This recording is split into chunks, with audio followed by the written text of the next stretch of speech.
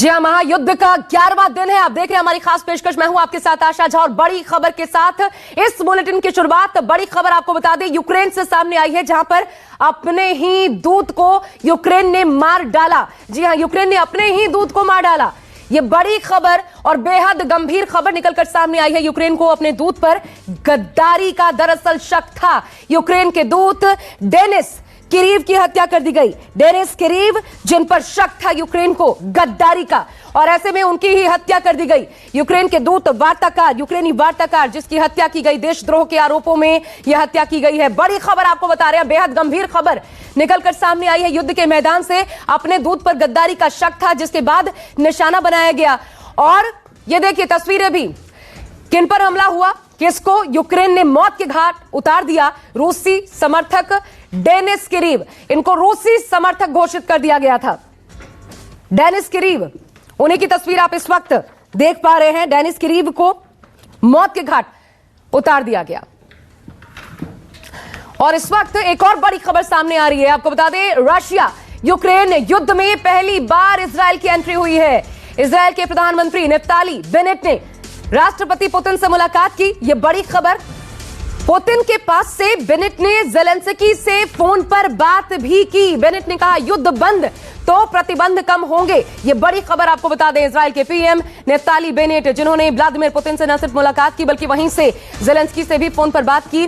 और बड़ी बात यह भी कहा गया कि युद्ध बंद होगा।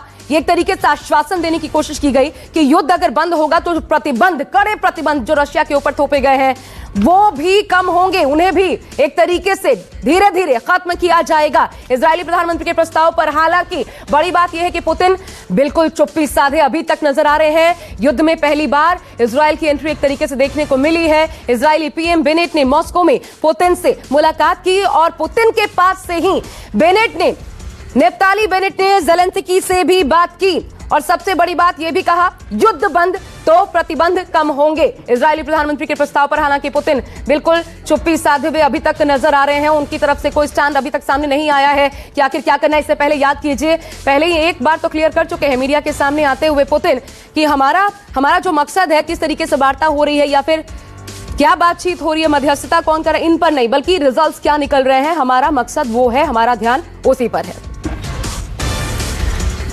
और मेरे साथ इस वक्त दो खास मेहमान इस चर्चा का हिस्सा बन रहे हैं। कर्नल रिटायर्ड करण खरब जी हमारे साथ मौजूद हैं। इसके अलावा कर्नल रिटायर्ड दिनेश नैन जी, डिफेंस एक्सपर्ट के तौर पर आप दोनों हमारे साथ मौजूद हैं। आप दोनों का बहुत बहुत स्वागत है। पहले खरब जी, मैं आपके पास आना चाहूंगी। सर, ये जो स्थितियां, पुतिन से इजरायली प्रधानमंत्री की मुलाकात और उसके बाद कि युद्ध खत्म होगा तो प्रतिबंध कम होंगे, वहीं से ज़ेलेंस्की से बात, ये जो आगे एक कदम बढ़कर नेफ्ताली बेनेट उनकी तरफ से एक कदम बढ़ाया गया है, इसको कितना पॉजिटिवली माना जा सकता है? हालांकि पुतिन ने अभी तक रिएक्ट किया नहीं है। ये सबसे पहले इस 11 दिन के युद्ध के बाद ये सबसे पहला कदम, एक सार्थक कदम है। और बड़ा इसमें भारत को भी एक अच्छी भूमिका निभाने का मौका मिलेगा।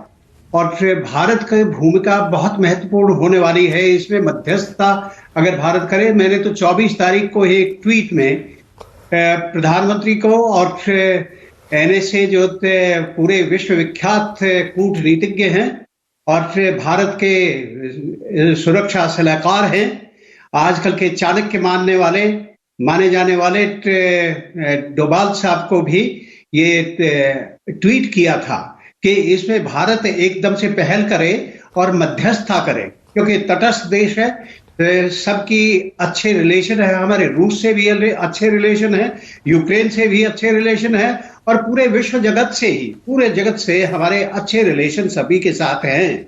और इसमें जो भूमिका उभर के आएगी, वो भूमिका पूरे देश को, अगर पूरे इस विश्व को एक जोखिम से निकालने की भूमिका भारत निभाएगा।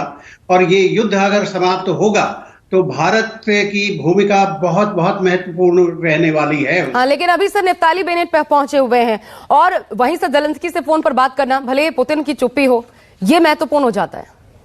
जी, ये बहुत जरूरी है।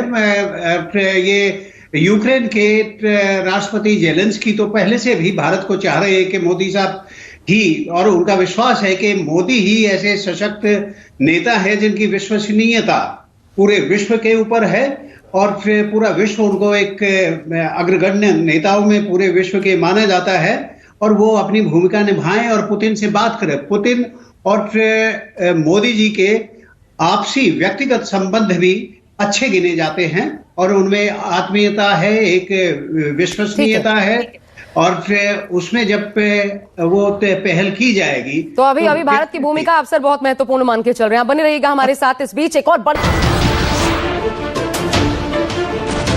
नमस्कार, मैं हूं मानक गुप्ता। अगर आपको हमारा ये वीडियो पसंद आया हो तो इसे लाइक और शेयर जरूर करें, और हां, हमें सब्सक्राइब और फॉलो करना ना भूलें ताकि आप देश और दुनिया की कोई खबर मिस ना करें। तो जुड़े रहिए हमारे साथ और देखते रहिए न्यूज़ 24।